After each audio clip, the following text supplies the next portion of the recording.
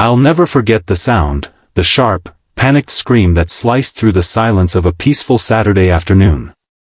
I was halfway across my friend Daniel's backyard, carrying a box of old tools for his dad, when his mom, Mrs. Hale, stumbled out from behind the shed, gripping her thigh with one trembling hand.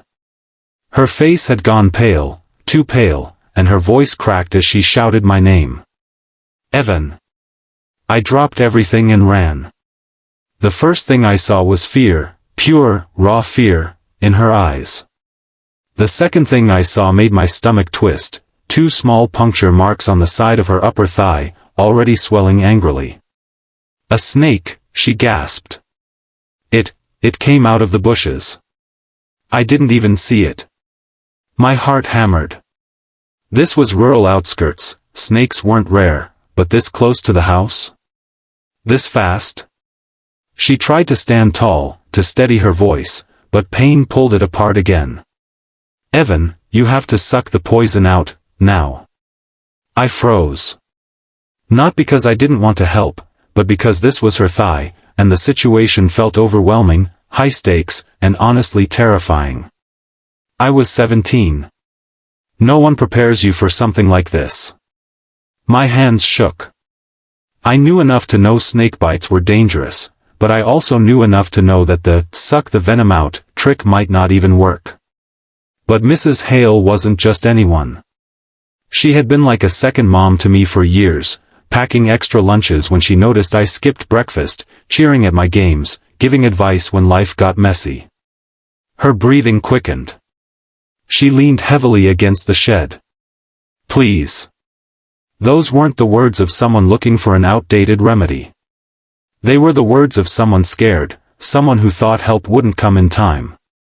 I swallowed hard, forcing myself to breathe.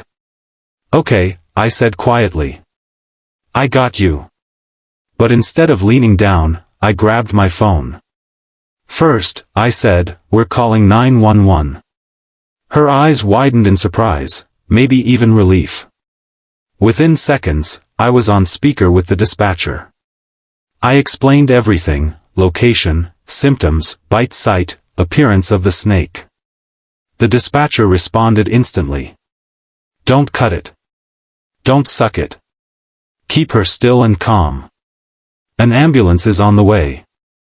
I helped Mrs. Hale sit on the porch steps, keeping her talking, keeping her awake. She squeezed my hand so tightly her nails dug in. I thought, she whispered shakily, I thought I wouldn't make it. You're not alone, I said. I'm right here. Her breathing slowed, just a little. Then came the twist.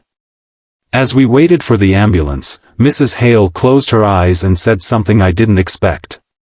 You remind me of my brother. I blinked.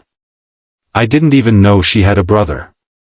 When we were kids, she said softly, I got hurt all the time. Fell off bikes, climbed trees I shouldn't have. He was always the one who ran to me first. Always the one who stayed calm. Always the one saying, don't worry, I'm here. A tear slipped down her cheek. He died when I was 20. My chest tightened. He would have known what to do today. And for a moment, I thought you were him.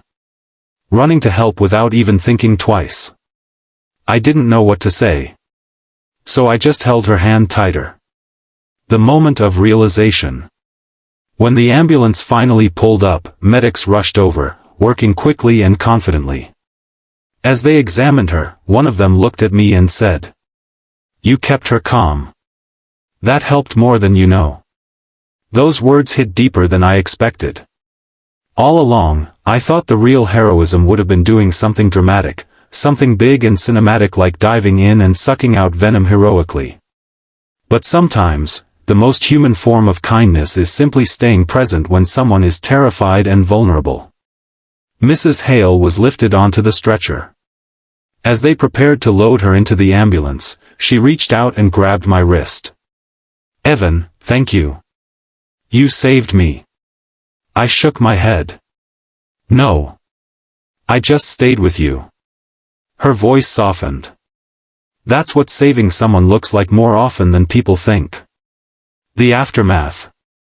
Daniel came running out of the house the moment he heard sirens. Panic flashed across his face until he saw his mom alive, talking, breathing. "Mom! What happened?" Before she was loaded inside, she brushed his cheek gently and pointed back at me. "He helped me through it. He didn't leave." For a second, Daniel just stared at me, a mixture of gratitude and disbelief. "Dude," he whispered, "you were here at the right time." But I didn't feel heroic. I felt changed. Watching someone fight fear, watching them trust you so deeply, it stays with you. The uplifting ending.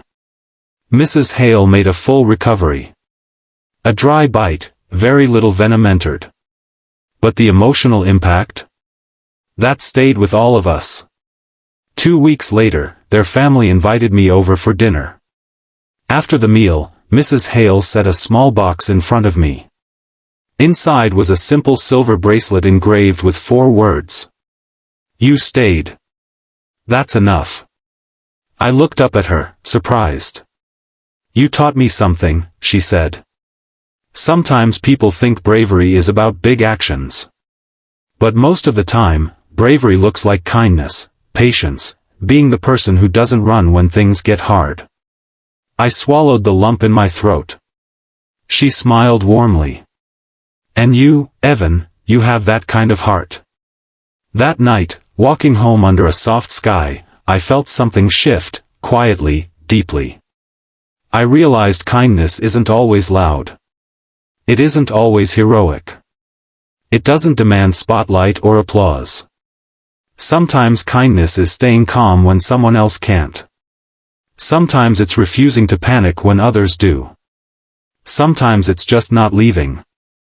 And sometimes it's knowing that being there, truly there, can save someone in ways you don't even understand yet.